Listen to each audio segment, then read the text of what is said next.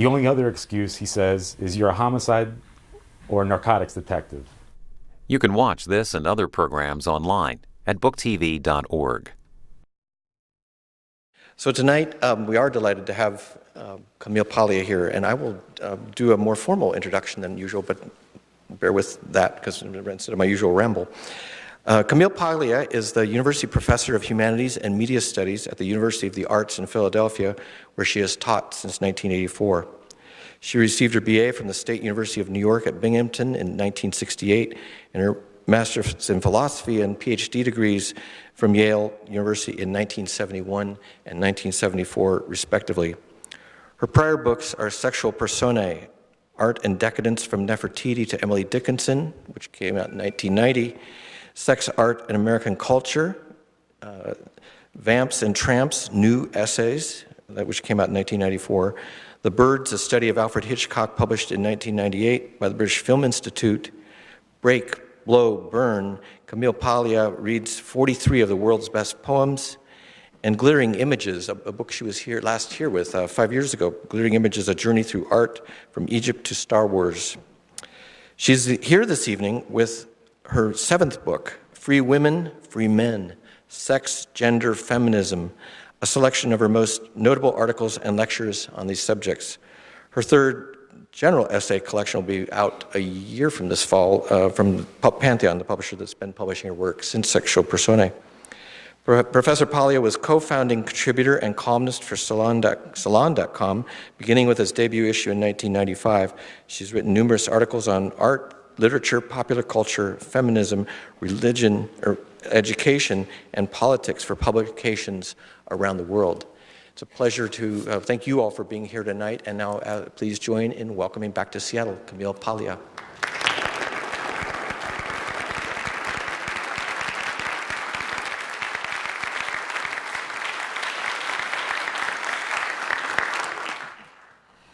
Well, hello.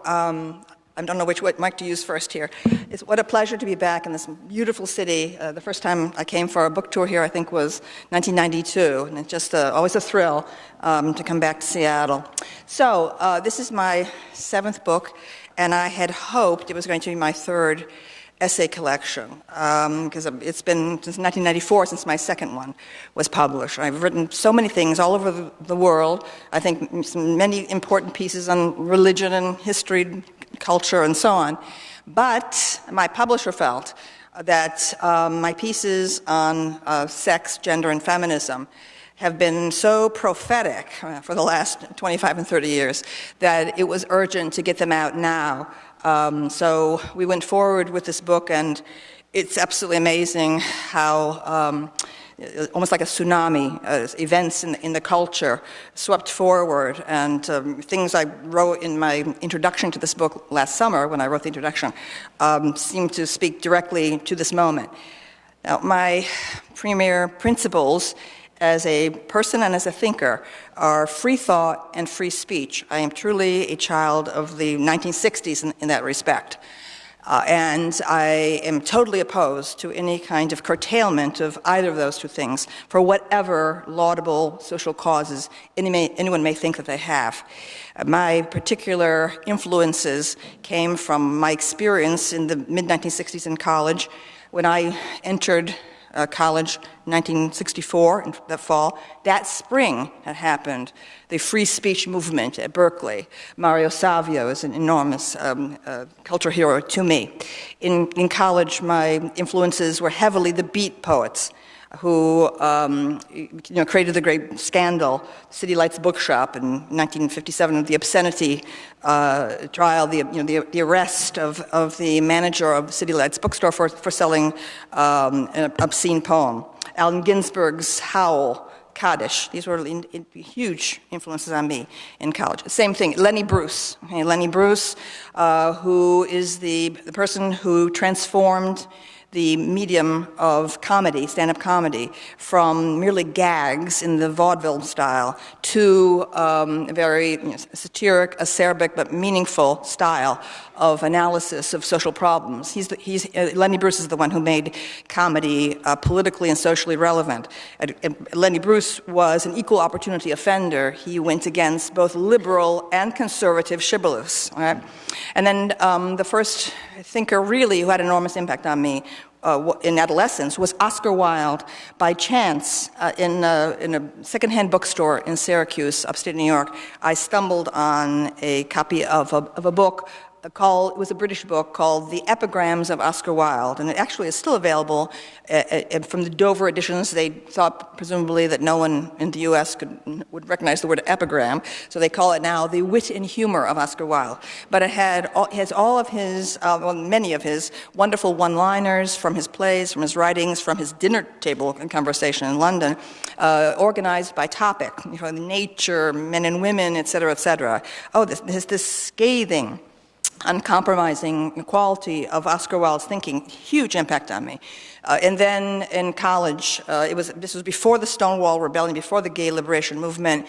Gay men once were absolutely scathing, going against every possible social convention. They would say things that would make you wince, like about polio victims and so on. All right? Now, what happened to that? Okay? After Stonewall, gay men have become increasingly either recreational, and hedonistic, or they have become very PC and politicized. All right? And so all of a sudden, they're part of the army for the control of speech. Right? But I think underground gay men are still just as bitchy as ever. I'm happy to say. Right? But then in college and graduate school, I began to read also the influences on Oscar Wilde himself, which would be Baudelaire and Marquis de Sade, who was imprisoned for the way he defied convention, etc. It wasn't that long before I was in college that there was the great trial for obscenity in England about Lady Chatterley's lover. Penguin Books was brought up on charges of obscenity, and when Penguin Books triumphed, it was a great blow, against the forces of censorship. So that's what I have stood for, right? And my particular wing of feminism was suppressed for many years. My feminism predates second wave feminism, which was created by Betty Friedan with her co-founding of NOW in 1966. I was already a feminist because I was directly impacted by first wave feminism in the early 1960s. 1961, when I was 14 years old, I suddenly became obsessed with Amelia Earhart after an article about yet another clue was found, whatever it was, that was in the Syracuse Herald Journal. And I embarked on a 3-year research project in high school into Amelia Earhart. I went to all kinds of places. I ransacked the old newspapers in the bowels of the Syracuse Library and so on. And also, I was obsessed with Katharine Hepburn, who I saw on late night TV. What I was getting from Katharine Hepburn, I did not realize for decades, was actually the real flame of first wave feminism, because her mother was the head of the Connecticut women's suffrage organization. Her aunt was also a campaigner for women's suffrage, and Hepburn herself campaigned as a small child with balloons and at protests, votes for women, etc. Right? So I was getting this first impact of 1920s, 1930s, after women had just won the right to vote in 1920. We wanted to reproduce in my new book the actual page from Newsweek magazine in 1963, the letters to the editor, where I was given the lead letter to the editor when the Soviets launched Valentina Tereshkova into space. She was the first woman to enter space at a time when women were banned from the American space program. And I wrote a protest letter. I was 16 years old. This is before NOW was ever founded. I said that this happened. She went into space on the very anniversary, 35th anniversary, whatever it was, of Amelia Earhart flying the Atlantic. All right? And I said it's obvious that Miss Earhart's quest for equal opportunity for American women still still remains to be won. Okay, all right. So I was already a feminist, okay, before all this happened in the late 1960s. Then I tried to join the women's movement. It did not succeed, okay, because the women's movement, okay, had all kinds of preconceptions about the suppression of speech, okay. They were anti-rock and roll, okay, anti-art, go down the line. Right? I was one of the, what we later would call pro-sex feminists. Right? So in the 1970s, for example, I loved Charlie's Angels. Okay, I loved Cosmopolitan magazine. I loved Scavullo's covers. Meanwhile, the other feminists were like occupying Helen Gurley Brown's offices and like wanting the whole magazine to be shut down, etc. Right? I loved the Bond girls, James Bond girls. Or Ursula Andress coming out of the water with her white bikini. Okay, and like she's the conch, one of her knife, etc. So I love the Dallas Cowboy cheerleaders. There's no way I could be taken into the women's movement.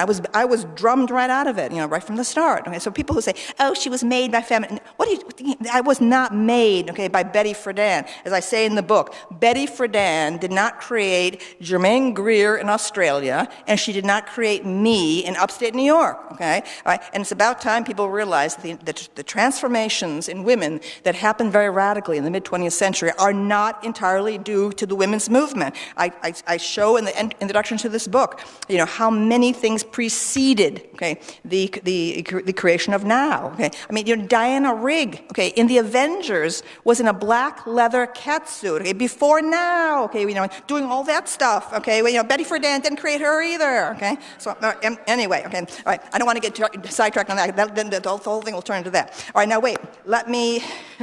I only have a certain amount of time here. All right, so let me see. All right. So what happened was Madonna. Okay, Madonna was so important. The way Madonna is behaving now, it's such an embarrassment. All right, because the current Madonna bears no resemblance to the pioneering Madonna of the 1980s and 90s. But she will live forever for what she did. Okay? The pro-sex feminist movement of the 1990s was made possible by Madonna's trifling with pornography and exposure of the body and so on, and her brilliant videos of the 80s and 90s. I believe they are truly works of art. Right? Her great period was 1983 to 1992. And I periodically do show some of those videos, like Vogue and Open Your Heart and so on. And these are truly works of art. Okay? So at any rate, it's all of a sudden this long silenced wing of feminism, the pro-sex wing, burst forth, okay, in the 1990s. There was Feminists for Free Expression, for example, that I was allied with. I appeared at an event within the early 1990s and so on. What we were fighting against was the horrible scourge of political correctness and suppression of free thought and free speech during the 1980s in the anti-porn movement led by Catherine McKinnon and Andrea Dworkin, okay, the fanatics. Okay? So I include in this book, okay, what I think is my classic attack on them. Okay? I call them the rebirth of Carrie Nation. And those women, they wrote an ordinance, which was indeed adopted by Minneapolis and Indianapolis, to shut down even the sale of men's magazines in those towns, like known as Playboy and Penthouse and so on the grounds that supposedly pornography caused violence against women, caused rape, caused murder, et cetera, et cetera. Okay? These women were deranged, okay, truly deranged women, but they ruled the 1980s in feminism. So then, thanks to Madonna, my pro-sex wing of feminism rose up. Okay, and it also was helped along by the lipstick lesbians of San Francisco. There was like a cell of them. Okay, sort of black leather, lesbians and so on. Right? So then we went national, and I thought, oh, now we've won. Okay, there's no problem. Okay, so I kind of retired from the scene in 1994 after being like out there with fisticuffs for a number of years, and then I went back to what I do. I wrote books on the movies. Okay, Alfred Hitchcock's The Birds. I wrote a book on poetry, a book on the visual arts, and right now, for 9 years, I've been involved researching Native American culture of the Northeast. That's what I'm doing. But I have to go back on the road. Okay, 23 years later, I have to return. Okay, all of a sudden, we've gone full circle again. Okay, and this horrible scourge, of political correctness is back. Even worse. Okay, we have people rioting and smashing windows at Berkeley. Okay, the place, the capital, okay, of the free speech movement and so on. Okay, so here I am again. Okay.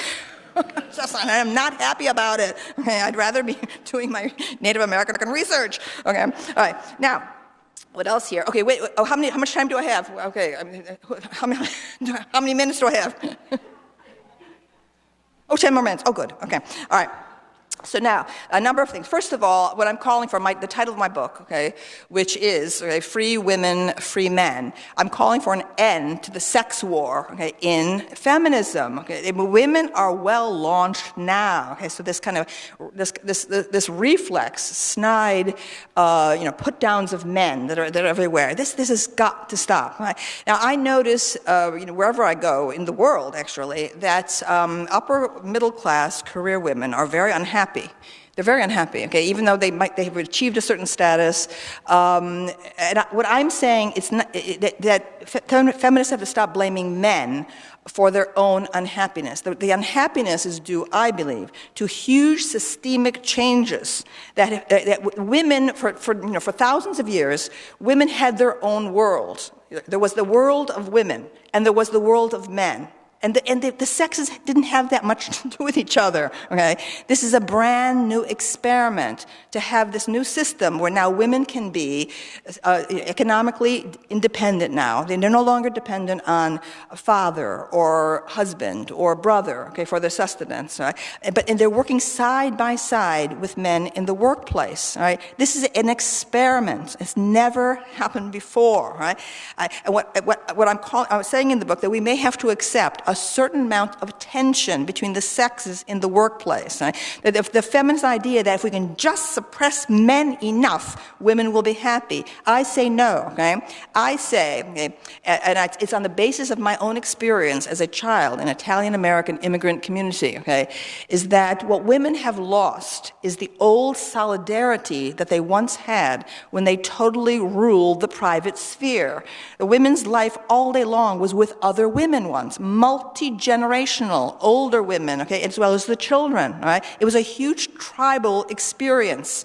And now what women are feeling is a sense of isolation and loneliness, disconnection, okay, from their old function. I'm not saying to go back. That's not what I'm saying. I'm just saying stop blaming men, all right? Like, for example, these marches that just happened, okay? The women were exhilarated. They were almost hysterical, okay? I don't think it had anything to do with feminism or anti-Trump or anything like that. I thought it was that women suddenly felt that surge of happiness again for being with other women, all right?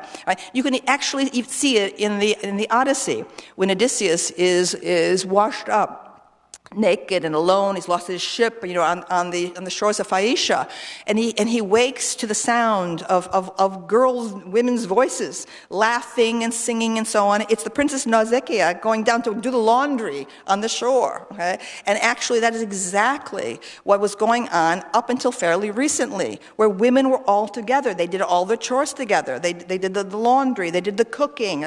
I can remember this from my childhood in Endicott, New York, upstate New York, among the immigrant Italian women. All four of my grandparents, plus my mother, were born in Italy. And so I actually had that experience, the experience that went on for thousands of years in the agrarian era. Women all together. In fact, my mother described as a small child in Italy how all the women would get together to do the laundry and go up the hill to Il Sorgo, which was a fountain cut out of the side of the mountain. Probably went back thousands of years to the Roman period and so on. She remembered the singing, the picnicking, et cetera, okay? So even though people were laboring physically in the agrarian era, there was a happiness, okay, a sense of identity. There was no quest for identity. Now, it's no place for an independent thinker, okay? If you were an independent thinker, you had no options as a woman except to become a nun. Okay, so I know I would have been a nun, okay, 100 years ago. All right, I know it, okay. And obviously, communities are intellectually repressive in their own way. Nevertheless, we're in a period now of quest for identity, tremendous pressures on young people to form their own identity separate from those old automatic tribal and community affiliations. So I think there's a tremendous, as a classroom teacher, of now, more than 40 years, I can see this, and it's really, there's a tremendous sense of psychological dislocation among young people, and they find many ways to try to achieve some sorts of identity. And part of it right now, of course, is social media, which is causing the total, entropy in terms of ability to reason, to read, to write, the old things. And so on. All right. Now, I'm also calling for an end to this insanity of excluding biology, from gender studies. Now, how in the world did this happen? All right? How did women's studies and gender studies end up teaching about gender without any reference whatever to biology or to hormones? Right? And right now, post-structuralism dominates gender studies everywhere. I spent 6 months writing my dissection of Foucault, what was that, 27 years ago. Now, assignment, hello, anyone who thinks that Foucault is somehow, the master of the universe has clearly not read my exposure of him in Junk Bonds and Corporate Raiders, all right? The man was a fraud. I'm sorry, compared to Freud, Freud is out and Foucault is in. The post-structuralists, pose as leftists. But what were they doing in the past few decades with this crazy parasitic growth of this administrator master class, that has taken over the universities, right? At a period of obscene, rise in tuition costs, student debt that's crippling families, and so on. Where were these leftists, the great leftists, on our college campuses? Were they resisting the administrators? Were they denouncing student debts? Were they lamenting, the plight of adjunct teachers and so on? No. They were all running to conferences, talking about Foucault with their stupid elitist jargon. And you think they thought that's leftism? These post-structuralists are the worst mercenary careerists, in this country. Right? The leading post-structuralists and new historicists are retiring as multimillionaires. And they pose as leftists. It is a scandal. Forget Foucault, for heaven's sakes. It's absolutely absurd. So we have to bring biology and authentic study of medicine, of anthropology, of history, back into gender studies. That's one thing I'm definitely calling for. Now, aside from these things, there are a number. I'm on the warpath against the bureaucracy of the campuses. When at Bennington College, my first job in the 1970s, in 1976, we had an uprising, as faculty against the trustees and the administrators, the president of that college, and it was like huge, publicized. Nora Ephron went up there and wrote it up for Esquire magazine and so on. And the faculties are totally castrated. What are they doing? The faculties have absolutely been marginalized in this country. They didn't utter a peep as this administrative masterclass took over. The administrators who are in league with federal mandates or federal authorities in Washington. We're living in an age of Stalinism right now. And again, the leftists have they talk a big talk. But they do nothing where it really matters.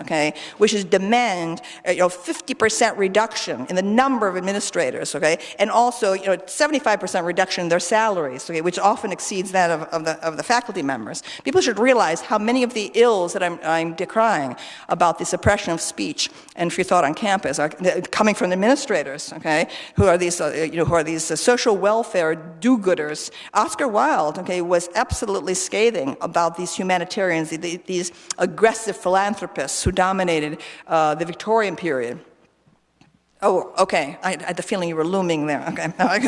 All right. At any rate, in terms of other things in the book, there's a reprint of what I consider an important piece of mine in Time magazine, where I called for the end of this outrageous age 21 law in the United States, where young people cannot buy a beer. This is do you know nowhere in the world except in very repressive regimes, right? Like the United Arab Emirates and so on. Is there anything like that? What exactly? mothers against drunk driving, okay? They wandered into an area here that has been extremely destructive. When that rule was passed in 1984, okay, what did young people do? Unable now to drink, okay, they began taking the club drugs, of course, okay, ecstasy and ketamine and all this crap that they take into their bodies, right? And what's happened to the ability, of young people to go to a bar, learn how to drink in a sensible way in an adult context, be able to sit with the opposite sex, learn how to talk, how to flirt, discuss ideas, okay? It has absolutely a cruel law. No one has raised, you can buy marijuana in Colorado, right? And young people can't get a glass of beer, okay, when they arrive in college. Do you realize how outrageous that is? Now, why aren't you more outraged, okay? That has to end. All right. Now, what else here? Okay. Let's see. Okay. Oh, I've hit quite a few things. This is really good. Let's. Oh yes. So just to return to what I was saying about the the solidarity of women in the agrarian period. I think that probably part of my ability to analyze things comes from my exposure to almost like kind of a capsule, condensed version of human history. I experienced the agrarian era through my contact with those powerful country women who had immigrated, and there's a whole piece in my book about Southern women, okay, about the power of the rural paradigm and the strength of Southern women and so on. But we were, a whole town of us, really, from Italy, concentrated in this area of the Triple Cities in upstate New York because of the shoe factories, the Endicott Johnson shoe factories. So I then had a direct experience of the industrial era, which followed the agrarian era. That when my grandfather, everyone in the town went to the factories, which dominated Endicott with the smokestacks in that period before environmental laws. The soot would be heavy, on windowsills. You could smell the tanning pools and so on. So I had experienced the industrial era, and then my father, fresh out of the paratroopers in World War II, was able to go to college on the GI Bill. I was born while he was in college. My parents married at 20 and had me at 21. So he was like mopping the cafeteria floor, the only member of his large family to go to college. Then he became a high school teacher and then a professor at Lemoyne College in Syracuse. So we moved into the surface sector, economy. Right? So in my own life, I've experienced all these transitions in human history. So I think it's given me a kind of insight into change. Now, what I'm saying in the book is that those women, the country women, okay,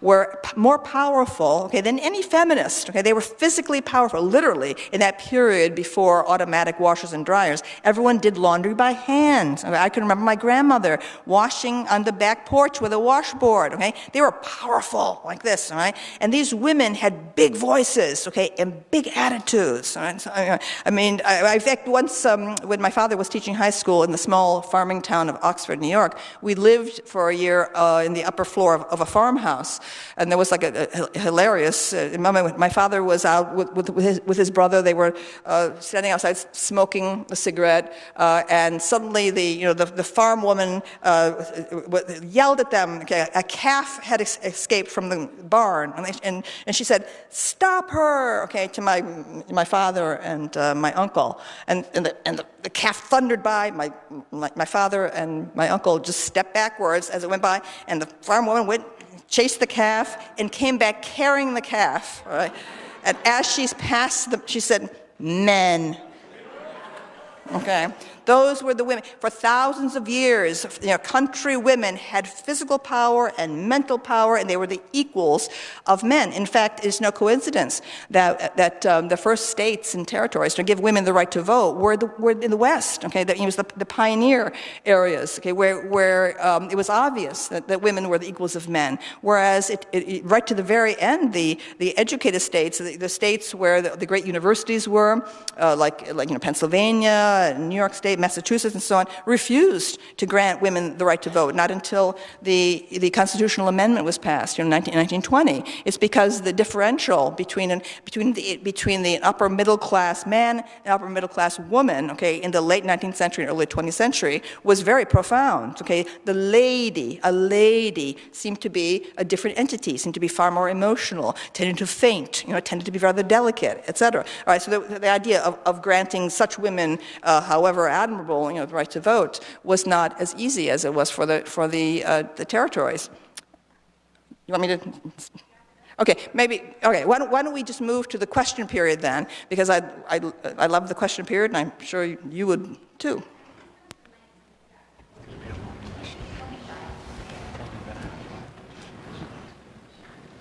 Hi. Hi. Thank you. I didn't know this talk was happening until just recently, so I'm really happy I stayed, and thank you for coming. Oftentimes in discussions I'm having with people who I've gone to school with and friends of mine, oftentimes over Facebook, where things quickly get lost and, no nuance exists there and everything. Oftentimes it feels like really the best thing that I, as a cisgendered male, can do is to die.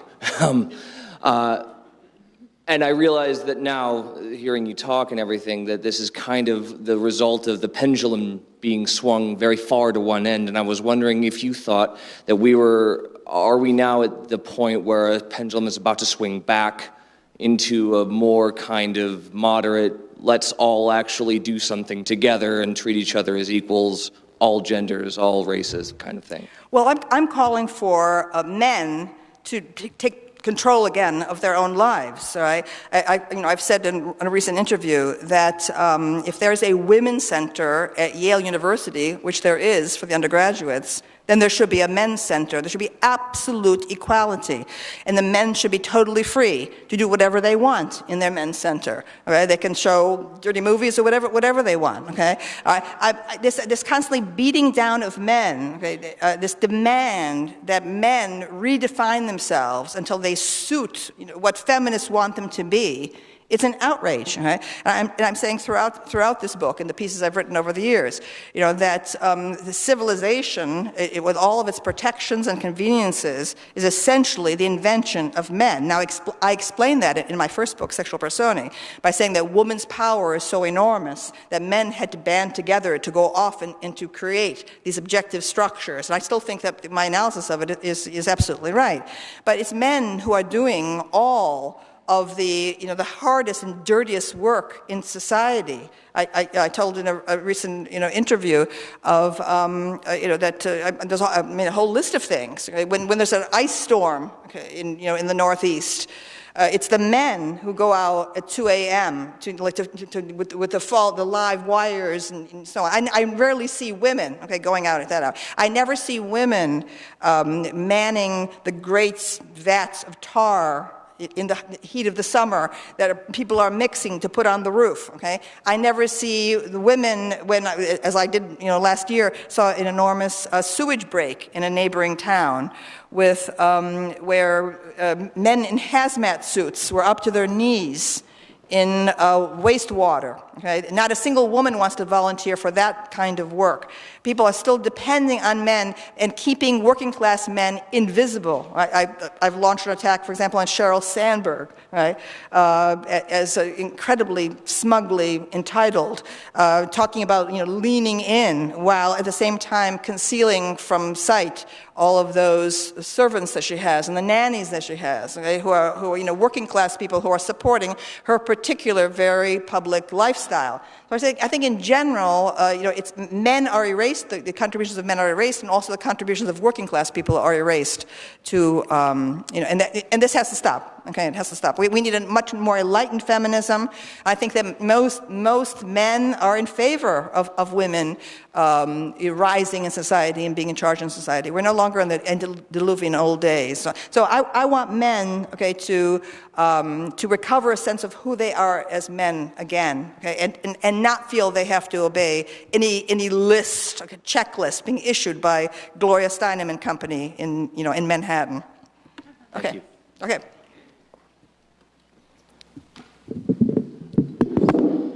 Hello. Hi. So a lot of what you're saying is very, very offensive and bothersome to me as a cisgendered man living in the year 2017 in this city.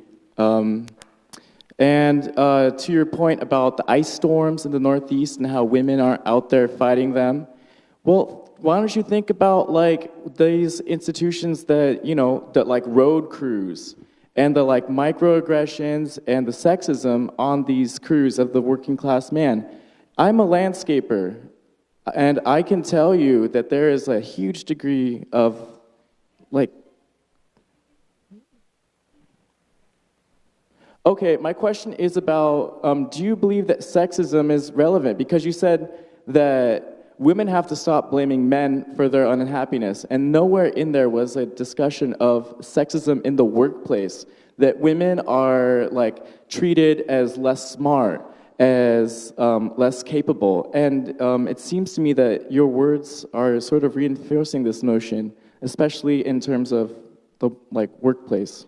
Well, I am an equity feminist. That is, I believe in the removal of all advances to women's, all obstacles to women's advance in society in the professional and political realm. So absolutely, I'm very focused on any instance of workplace sexism. What I'm saying in my writing is that we are not simply working individuals, right? There is a public side of our life and there is a private side of our life.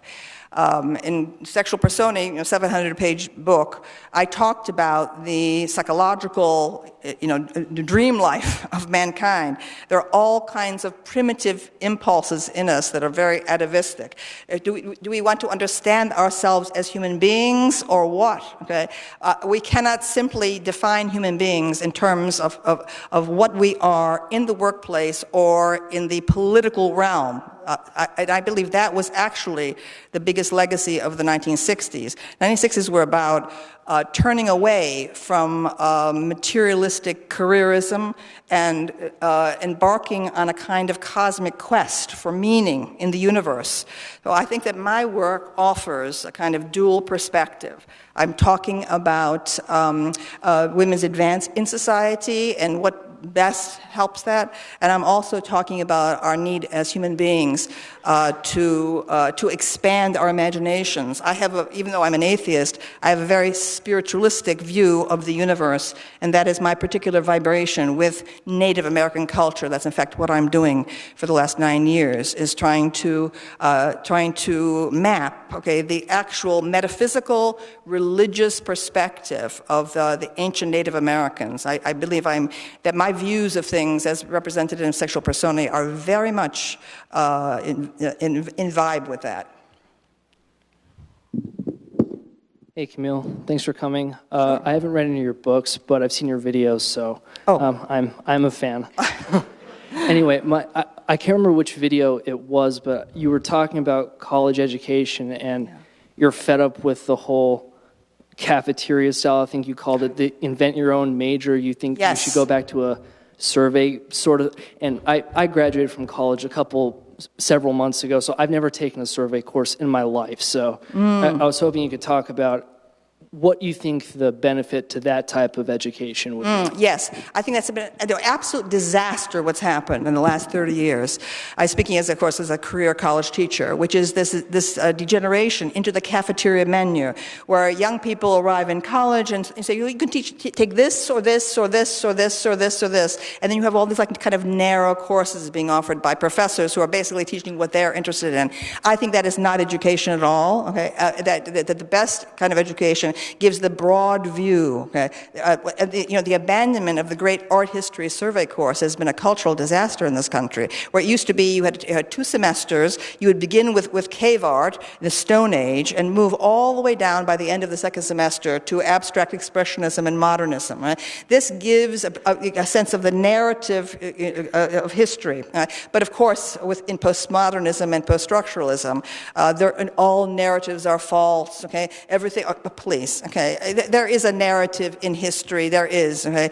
You know, I've talked about how, you know, the pillar forms, okay, created by Imhotep at the pyramid complex at Saqqara, okay, in Egypt, that can be seen 5,000 years later, okay, in our Corinthian columns and banks all over the United States and Europe and so on.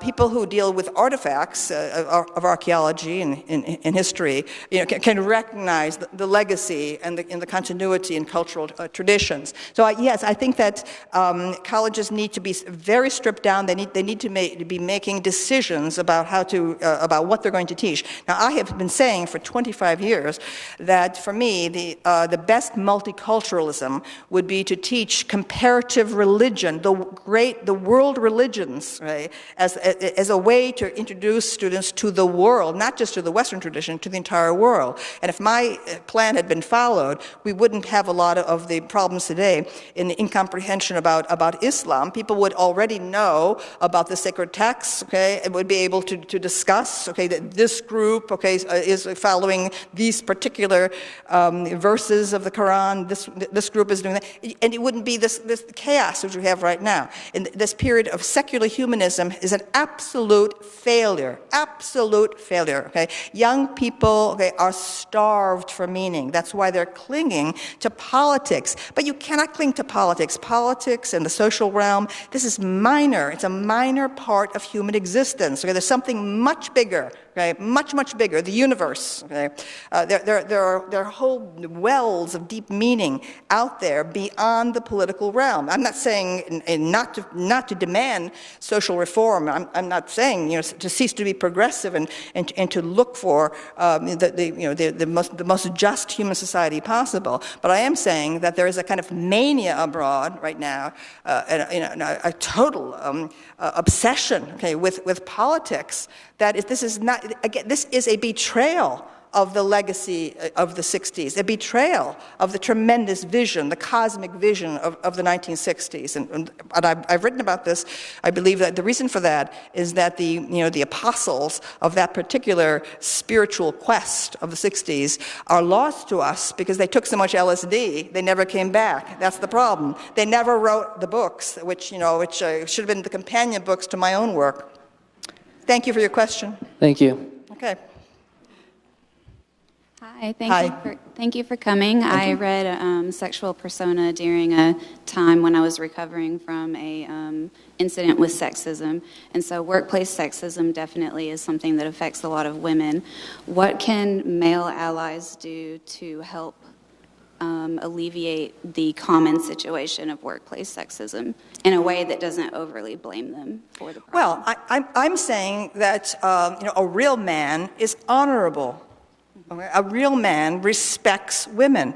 And that any man who abuses women or treats them in a denigrating fashion is showing weakness, a weakness that in fact comes from some inner sense that he has of woman's overwhelming power. Okay? And to prove that, I had to write a 700-page book.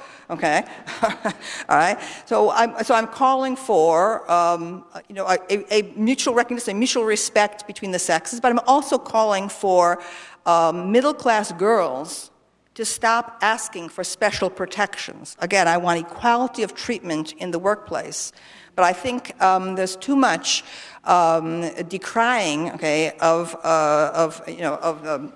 men's behavior when in fact what too many white upper middle class girls are bringing now, okay, to the workplace is a certain manner of speaking, okay, that is removed from the actual harshness of the world. That actually working class women, whether they come from the farmland or they come from the street, okay, understand the risks and dangers of the world. So some of the most controversial writing that I've done is about the need, okay, for women to be Amazon warriors for themselves. Okay, that is my philosophy is street smart feminism, okay, or Amazonism. That's why I pose with weapons in so many of my pictures. All right, it's up to women themselves to understand the dangers of the world, not expect the world to be an extension of their protected, comfortable middle class living room.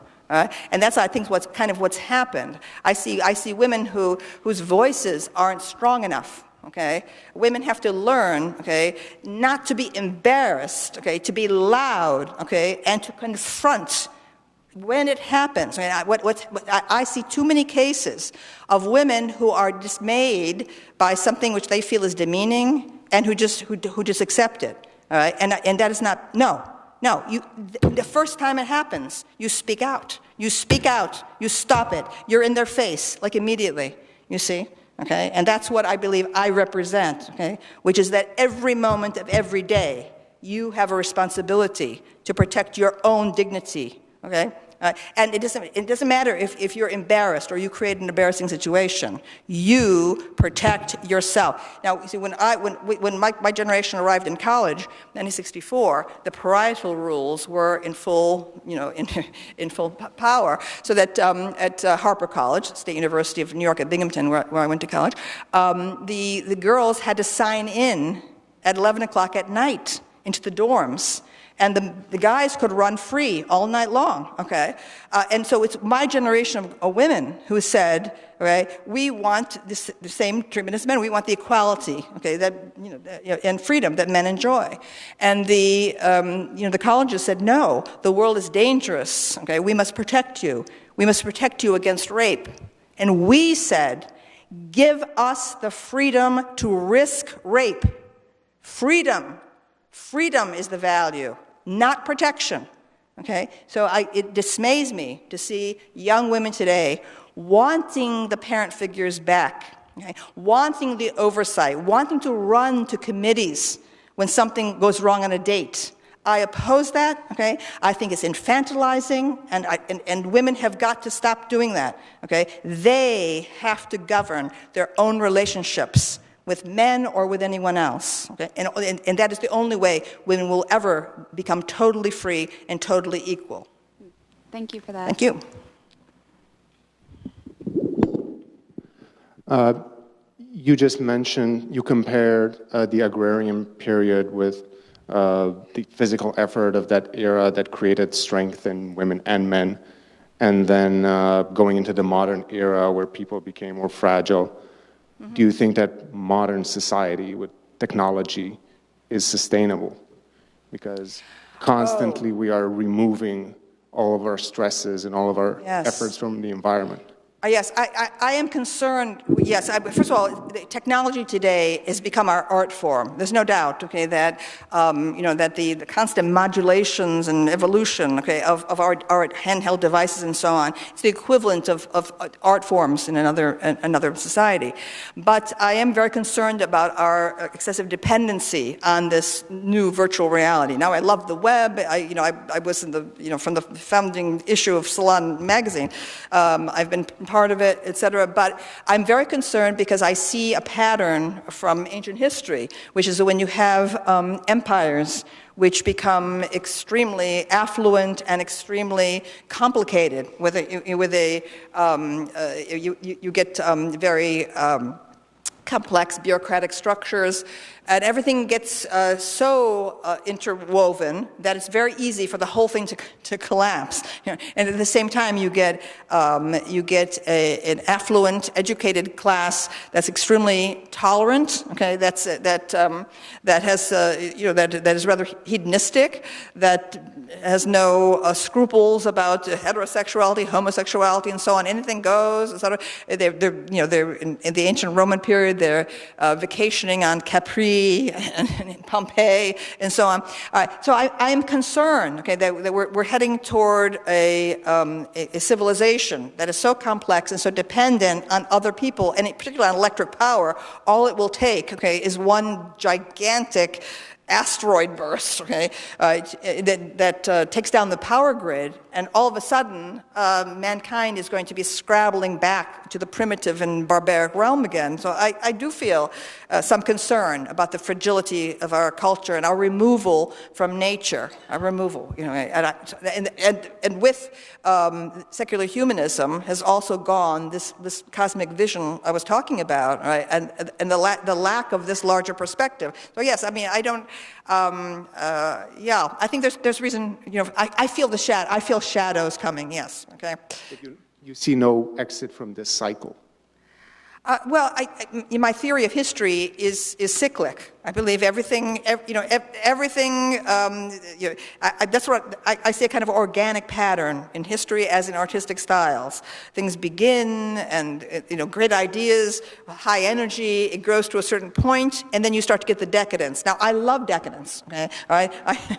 I mean, Oscar Wilde was, after all, my very first influence. But I feel like I'm a decadent at the fall of imperial Rome. That's why I'm very interested in androgyny. That's been my subject, since I was in college. The subject of my dissertation. I consider myself transgender. Okay, and I think people are starting to understand that my book, Sexual Personae, was a transgender book. Okay, that it was a transgender protest against the power of nature. Finally, I think people are starting to wake up to that. Okay. It's very nice to see another Southern Tier native and Binghamton grad. I'm sorry, I didn't. I said it's very nice to see another Southern Tier native. Oh, you're and Southern Binghamton Tier. grad. Oh, okay. Oh, great. Okay. We have a common upbringing, and our fathers knew each other. Oh. And you're very big on extended family, clan, and tribe. Mm-hmm. What sort of paradigm would you see for making this relevant in the 21st century? I'm not sure that we could ever recover that tribal, connectedness any longer. But I do see it still surviving for working class families much more than for upper middle class families. I noticed this, for example, when going to the New Jersey shore just to walk on the beach and so on. I see in those working class resorts of like the Wildwoods, right, how often you have multi-generations of families vacationing together. Okay, it makes me quite nostalgic. That is something that's completely gone from the upper middle class. The more affluent you are, the less likely it is that you're going to go vacation with your parents, okay, where people run off to expensive resorts in the Caribbean and so on. They're not taking, the grandparents with them, right? But working class families in Fairmount Park, in Philadelphia, every week you can see immigrant families still, African American families. They'll come for a day in the park with the food, toys, football, etc. They'll take some park benches, the barbecue pits, and so on. Spend the whole day there. Multiple generations of a family all together for the day at the park. And every time I see that, it takes me all the way back to Endicott and to what I remember that's lost now, okay, which is that this everyone knowing each other, the people who came from the same town in Italy, and the people would grow up next to each other. People didn't move. Today we're in a very transient culture where people, to get a job, will go hundreds of miles, thousands of miles far from the extended family. So what you have today, it's great difficulty for women trying to manage a household, okay, and also a job at the same time. Simultaneous is the collapse of the old extended family into the nuclear family. Now, what I'm saying in my work is that I think the nuclear family is toxic. This is something new, and this is what conservatives, my argument with conservatives, who constantly talk about, the need for a two-parent family and so on. I'm going, throughout most of human history, okay, there has never been a two-parent family. Okay, it has been a multi-generational family has raised, the children, right? Not just two. So I believe that what we have today in America so often is like these houses lined up next to each other with a two-parent family and the children. These actually are kind of toxic cubicles for neurosis. Okay, I don't necessarily think that has ever been a healthy prescription for children to be raised. And another thing is that at first the women benefited enormously from the invention of all these labor-saving appliances like the automatic, washer and dryer and so on. Right? Saves women so much time compared to all the laborious doing of the laundry and rinsing out squeezing the water out and so on. But now today, the laundry, which used to be a communal activity with other women, has turned into an isolated, lonely thing, for women. Okay, you're trapped in a house to do the laundry, okay, etc. And also, the higher up you rise in affluence, the less likely it is that you know the neighbors. Okay, you don't know the neighbors, all right. And even if you know the neighbors, you would never dream of saying to them, "Oh, something's come up. Can you just watch, my 2 or 3 children? Okay, while I just run." You would never do that in a million years. Okay, in an affluent neighborhood. Whereas in a working class neighborhood, people know each other. They trust each other, and also people in working class neighborhoods, particularly in cities like South Philadelphia, are oriented toward the street. They're watching. They're sitting on the stoop. They're sitting on the porch. Okay, so there's this sense of a neighborhood that's it's like a real community of the old days. So again, I think that as people move up the economic scale in terms of affluence and power in the workplace, they're actually getting more and more neurotic. Okay, because of the psychological dislocations that have not been, I think, fully confronted. So I don't know exactly how to recover these things, but I do think that it's useful for women to realize, okay, how much they've lost in terms of their solidarity with other women. Thank you. Thank you. Thank you for being here. I hope you'll forgive me, but I'm pretty obsessed with politics. And I am too. I follow it constantly. Yes. Yeah. I would love to hear your thoughts on the forces that allowed the rise of Mr. Trump, especially in the media. Well, I mean, I am a Democrat. I supported Bernie Sanders. I voted eventually for the second time for Jill Stein of the Green Party and so on. I view the victory of Trump as a response to the failures of the Democratic Party to confront real problems. There are long-standing problems in the United States that the Democrats had no solutions to. All right. I felt this coming, for a very long time. I thought it was a terrible mistake to allow the DNC to push Hillary Clinton through as the nominee. I'm sorry, it's just my opinion. All right. And I don't think that. And quite frankly, I wish that there had been younger candidates in both parties. I think it's about time for my generation, the baby boomers, to get off the stage. For heaven's sakes, I wanted nominees for both parties to be younger people in their 40s or early 50s, and I don't know how it happened. Okay, that we ended up with so many older nominees. So I think that I hope there's going to be a great blast of energy into the political system soon. Okay, but it's important for my party, for the Democrats, to do seems to me a very clear-eyed analysis of the reasons for the loss, because there were real issues about job creation and other things. Reduction of the federal bureaucracy, okay, was an issue the Democrats were helpless with. Okay, I think that bureaucracy is, to me, an octopus, a parasite, whether it's in Washington or it's on the college campuses.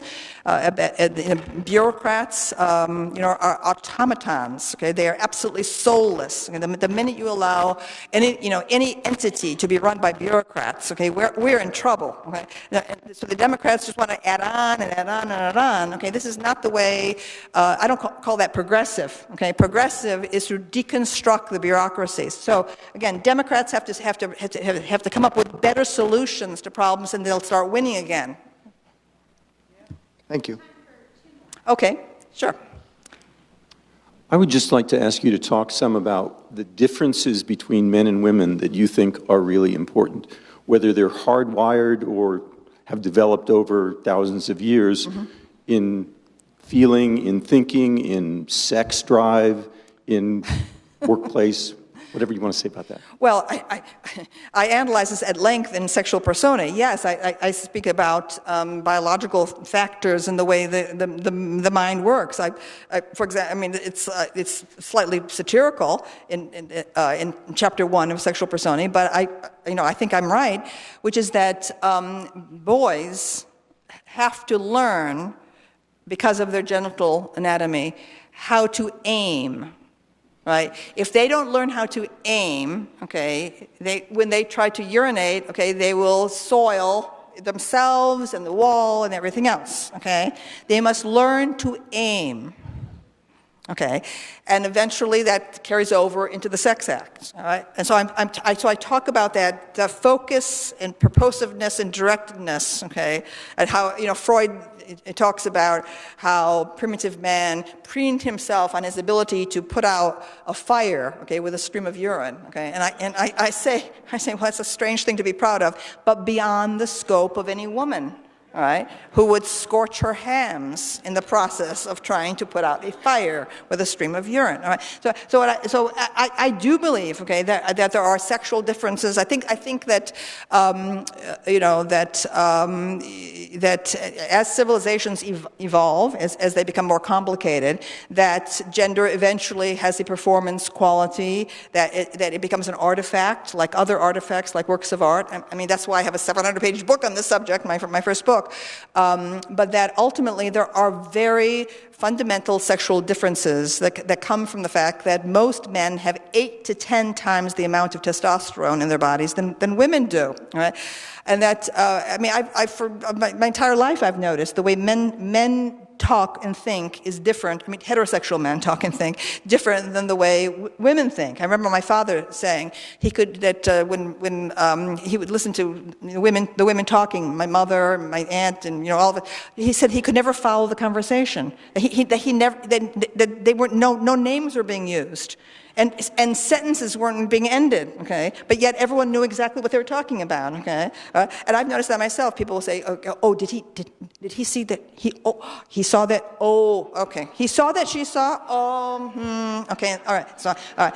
And that's why I love the Real Housewives. Okay, it's I adore the Real Housewives. Gloria Steinem hates it. Okay, you see, but the Real Housewives absolutely, okay, records and documents the way women are in a group. Okay, now maybe not dissenting women, maybe not lesbian women, okay? I'm just talking about heterosexual women, okay? All right, in a group. I love to be around heterosexual women talking in a group, okay? And so do a lot of gay men. That's why they're stylists and so on and so forth, okay? There's like a weird energy, okay, that the women have with each other, okay? It goes all the way back to the hunter-gatherer era, okay, where the women were all talking with each other around the hut while the men went off in the hunting party and had to be quiet and silent while they stalked the prey.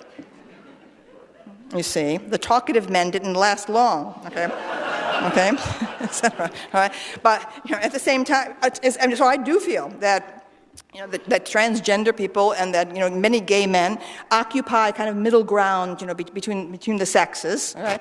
And a tremendous amount of the history of the arts, okay, it was created in that middle ground, okay, that the transgender shamans had a vision of the universe, had an intuitive quality, but biologically speaking, every single cell of the human body, the DNA has a DNA code in it which tells you what the actual gender of that body is. So that I think that there's a lot of talk these days about the ability to change sex, but you cannot change sex, in point of fact. You can make modifications of the body. You can take hormones that further change the appearance of the body, but ultimately, at a certain point, every single cell in the human body will continue to show that it is either male or female, except for a very tiny number of truly intersex people.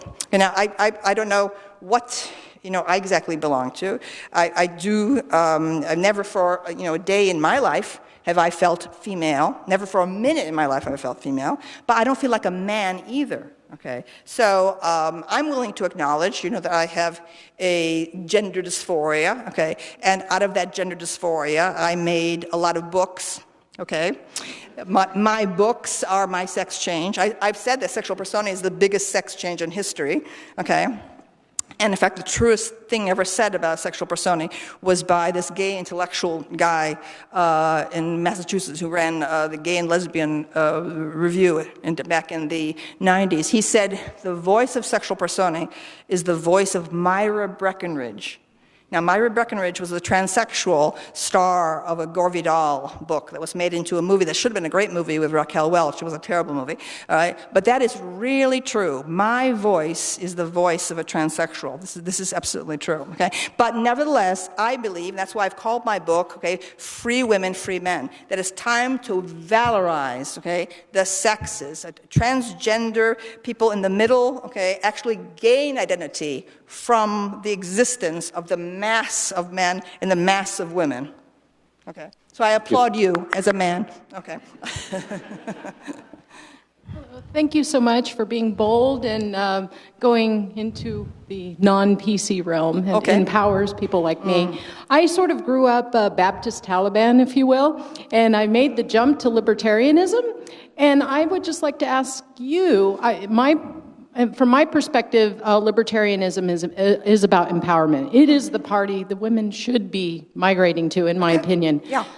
In your opinion, how do we draw more women to the libertarian philosophy and explain to them that it is the party of empowerment, whereas the Democrat, progressive, the idea is sort of to replace men with the government, whereas the libertarian philosophy is to empower women and while also empowering men. So yes. How would we do that? Yes, I do call myself a libertarian as well, even though I'm not really part of the Libertarian Party, at all. But yes, I think this is really true. What you said exactly right. Okay, we cannot have a situation where women now substitute the government, okay, for the male figures upon which we used to depend, okay, for economic sustenance. I think we need many more actually parties in the United States. The problem is we have these like giant big tent parties. The two, okay, which suck up, all the oxygen and all the money and become a kind of porridge. Okay, there's no clear thing. But countries that have multiple parties, 12 or 13 parties, often are very fractured. They have to form coalitions in order to govern. So I can see the difficulty of multiple parties in a country of our size. But there's absolutely no doubt that we need tremendous drastic reform of the present party structure. And I think it will only come from the challenge. Okay, that's why I'm trying to develop, on the Green Party too. Even though I don't necessarily agree with everything the Green Party stands for. So are you? Would you say that you, in terms of your economic policy as a libertarian, do you think you tend more toward conservative or capitalist, or what? How do you? I find myself to be fiscally conservative. I think that free enterprise has brought more people out of poverty than any government program, and I've traveled overseas quite a bit, and I've seen that. I think that we're facing a situation where we don't have free enterprise. We have burdensome regulation and taxation that's sort of suppressing small businesses and individuals to the advantage of too big to fail corporations. We bail out the banks, we kick out the the homeowners. Yes. So I would say yes, I'm fiscally conservative. Yes, I feel that what we need especially in the inner city, okay, in high school, is the teaching of entrepreneurship, okay, to disadvantaged youth, to show them the way the system can work. And everything about the kind of thing that comfortable middle class and upper middle class young people get from their parents who know about banking and stock investment and so on. I mean, I definitely believe in a much more jobs-oriented educational system, both at the high school and the college level. Okay, well, I think we are at the same mind. Okay. Thank you so much. Keep doing what you're doing. Be the change. Thank you. Great. Okay. All right. Very good. No more questions? Okay. All right. Well, thank you very much for coming.